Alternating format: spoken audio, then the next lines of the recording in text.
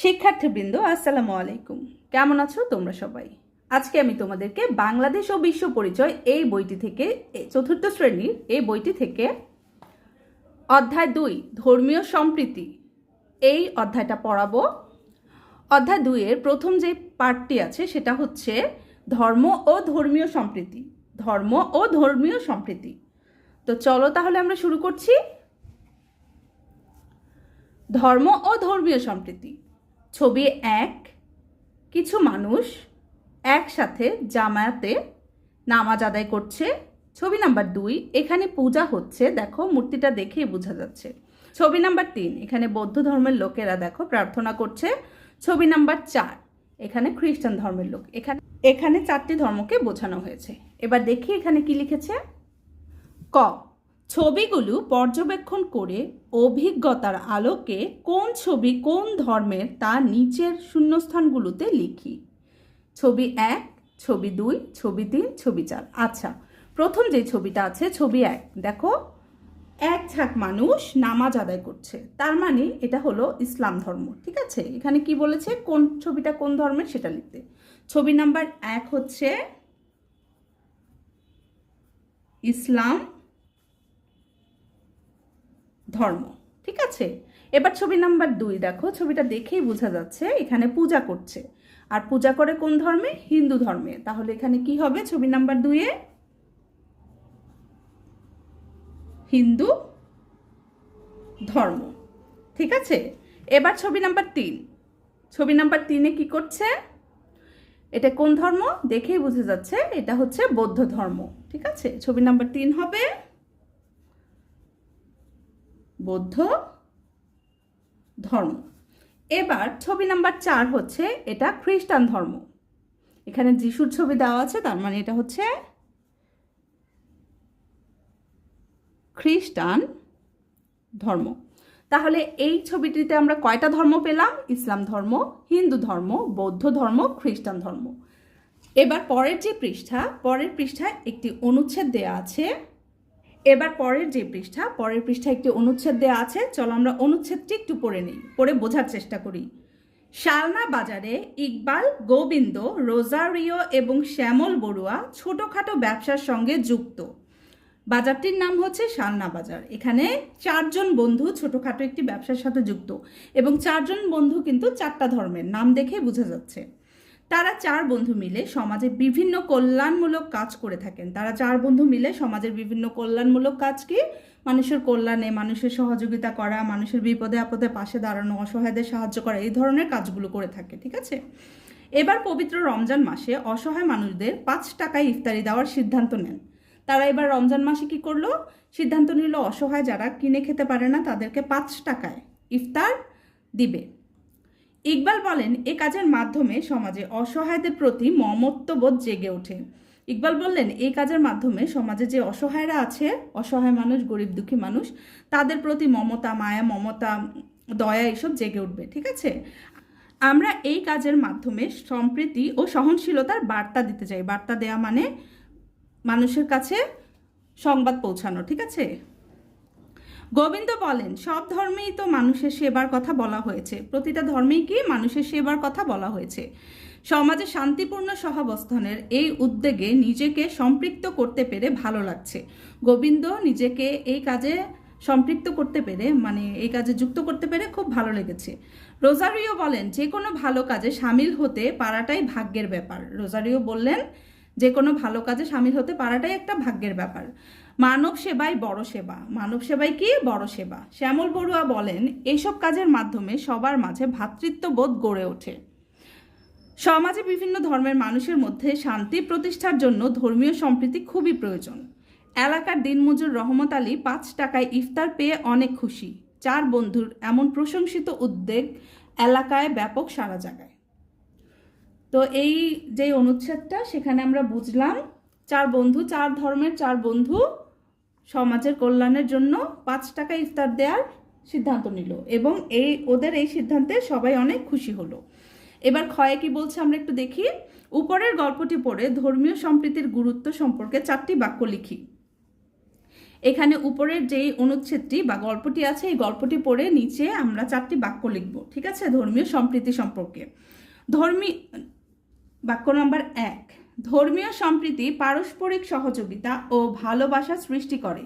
ধর্মীয় সম্প্রীতি পারস্পরিক সহযোগিতা ও ভালোবাসা সৃষ্টি করে। 2, এর মাধ্যমে বিভিন্ন ধর্মের মানুষের মধ্যে শান্তি ও শৃঙ্খলা বজায় থাকে। এর মাধ্যমে বিভিন্ন ধর্মের মানুষের মধ্যে শান্তি ও শৃঙ্খলা বজায় থাকে। 3, ধর্ম বর্ণ নির্বিশেষে সবার মধ্যে ভ্রাতৃত্ববোধ গড়ে ওঠে। ধর্ম বর্ণ নির্বিশেষে সবার মধ্যে ভ্রাতৃত্ববোধ গড়ে ওঠে। 4, এর মাধ্যমে সামাজিক উন্নয়ন ও ঐক্য গড়ে ওঠে। এর মাধ্যমে সামাজিক উন্নয়ন ও ঐক্য গড়ে ওঠে। তো 4টি বাক্য আমরা পড়ে নিলাম। তারপরে দেখি পরের যেই গয়ে কি বলল। নিচের বাক্যগুলো পড়ি। একমত হলে পাশে টিক চিহ্ন দেই এবং একমত না হলে আমার মতামত লিখি। নিচে দেখো 5টি বাক্য দেয়া আছে, এটা পড়বো। আমি যদি একমত হই টিক দিব, আর না হলে আমি আমার মতামতটা লিখে দিব। বিবৃতি 1, ধর্মীয় সম্প্রীতির মাধ্যমে পারস্পরিক সুসম্পর্ক গড়ে ওঠে।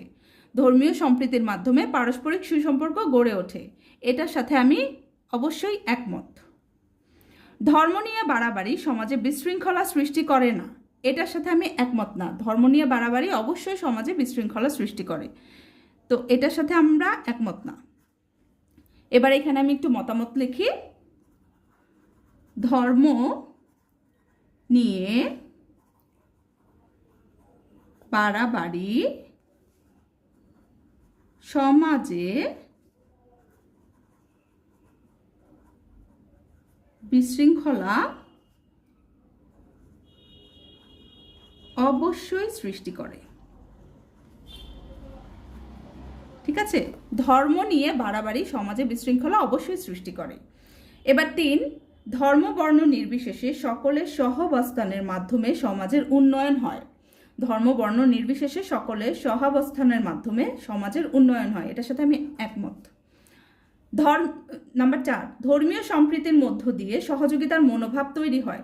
ধর্মীয় সম্প্রীতির মধ্য দিয়ে সহযোগিতার মনোভাব তৈরি হয়, এটার সাথেও আমি একমত। নাম্বার 5, সমাজে শান্তিপূর্ণ পরিবেশ গড়ে তুলতে ধর্মীয় সম্প্রীতি গুরুত্বপূর্ণ নয়। সমাজে শান্তিপূর্ণ পরিবেশ গড়ে তুলতে ধর্মীয় সম্প্রীতি গুরুত্বপূর্ণ নয়, এটার সাথে আমি একমত নয়।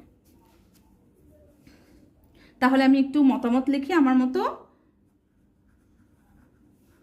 সমাজে শান্তিপূর্ণ পরিবেশ গড়ে তুলতে ধর্মীয় সম্প্রীতি অনেক গুরুত্বপূর্ণ। তো নিচের বাক্যগুলোর সাথে আমি একমত নাকি একমত না সেটাও লিখেছি, সেই সাথে আমি আমার মতামতও লিখে দিয়েছি। এবার পরের পেজে আমি চলে যাচ্ছি। এবার পরের পেজে আমি চলে এলাম। এখানে কি বলছে দেখি। এখানে একটু অনুচ্ছেদ দেওয়া আছে। সমাজে বিভিন্ন ধর্মের মানুষ মিলেমিশে বসবাস করে। সমাজে বিভিন্ন ধর্মের মানুষ কি করে? মিলেমিশে বসবাস করে।